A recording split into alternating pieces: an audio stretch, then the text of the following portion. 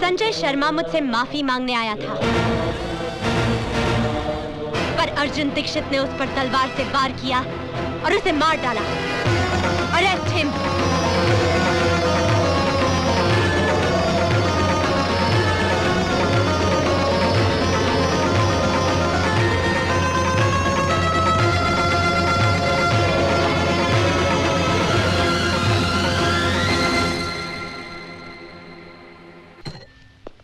पर मैं सोचता हूँ एक बार अर्जुन से मिल तो लें। कोई जरूरत नहीं उससे मिलने की।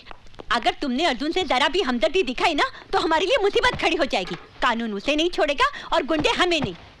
लेकिन फिर भी एक बार अर्जुन से। अर्जुन का नाम एक बार भी लिया तो मैं आत्महत्या कर लूंगी। जाओ जाके तांगा या रिक्शा लेकर आओ। कमाल है, मुलजिम अर्जुन ने ना ही कोई जमानत की अर्जी दी है और ना ही अभी तक कोई उसकी जमानत लेने आया है। यहाँ साइन करना है? हाँ, यहीं पर। इंस्पेक्टर साहब ने कहा है अदालत में गवाही देने के लिए आपको रुकना पड़ेगा। क्या मैं अर्जुन दीक्षित से मिल सकती हूँ? जी हाँ, आइए। माँ साहब आपसे मिलने के लिए कई मर्तबा मुझसे कह चुके हैं और मैं ये सोचकर नहीं बोला कि शायद आप उनसे मिलना ना चाहती हूँ। मैं अर्जुन दीक्षित से मिलना चाहती हूँ। माँ साहब आपसे मिलने निशा जी आई हैं। निशा? निशा, तुमने मेरे साथ ऐसा क्यों किया? बताओ मेरे साथ ऐसा क्यों किया? यही बताने के लिए मैं तुम्हारे पास आई हूँ प्रोफेसर अर्जुन दीक्षित। मेरा पूरा नाम है निशा चोपड़ा। मैं संगीता चोपड़ा की बहन हूँ। संगीता चोपड़ा याद है या भूल गए?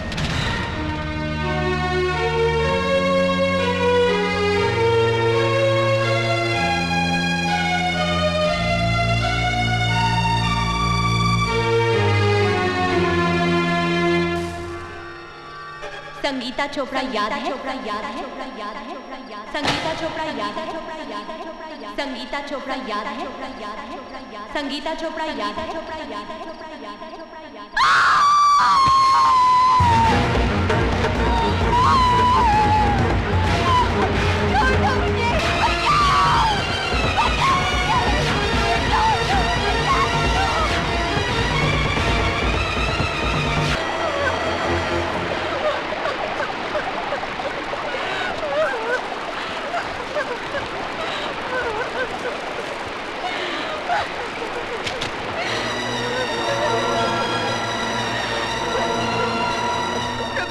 आपने सब कुछ अपनी आंखों से देखा। संजय शर्मा को गिरफ्तार करवा लीजिए संगीता तुम प्लीज। फिक्र मत करो, मैं अभी थाने जाता हूँ, अभी जाता हूँ। हाँ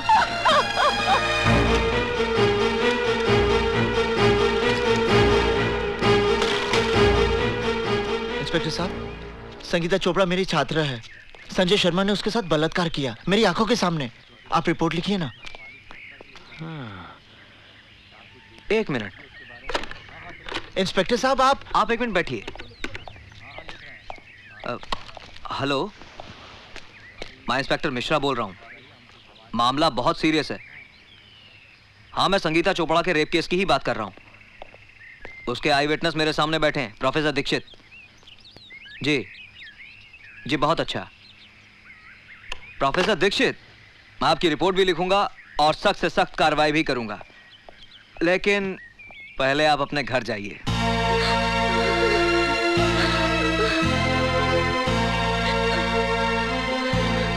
चाची क्या हुआ? चाची, आपके यहाँ चाय तो बहुत बढ़िया बनती संजय है। बाबू, आप यहाँ क्या कर रहे हैं? जैसे ही थानेदार साहब ने मुझे सूचना दी कि आप रिपोर्ट लिखवाने थाने गए हैं, तो मैं अपने आप को रोक नहीं पाया, क्योंकि मेरे खिलाफ रिपोर्ट लिखवाकर आप अपना एक कर्तव्य पूरा करते तो यहाँ घर पर आपका दूसरा धर्म अधूरा रह जाता। क्या मतलब?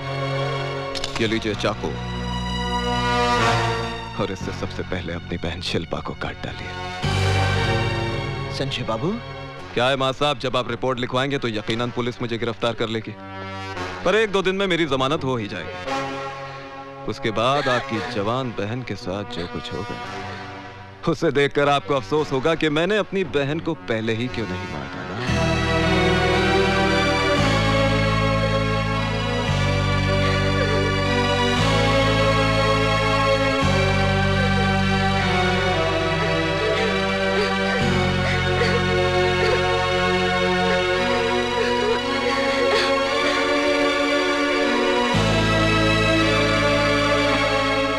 अरे मां साहब, इतना सोचिए मत।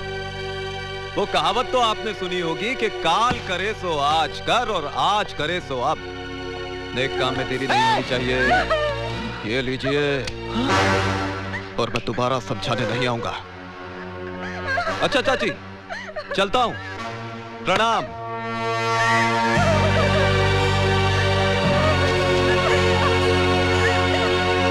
अरे थानेदार साहब, भला मैं इसका बलात्कार क्यों करूंगा? ये राशिद है, झूठ बोल रहा है। बलात्कार करने का सवाल ही नहीं उठता है। ये साली तो खुद मेरे आगे पीछे घूमती इसने है। मेरे साथ जबरदस्ती की इसे है। जवानी का एहसास भी मैंने ही कराया। आइए दीवान जी आइए बैठिए। हाँ। मुझे न्याय चाहिए, मुझे इंसाफ चाहिए। संगीता, मेरी जान, इतने पुराने ताल्लुकात को इस तरह बदनाम करना अच्छी बात नहीं है, समझी?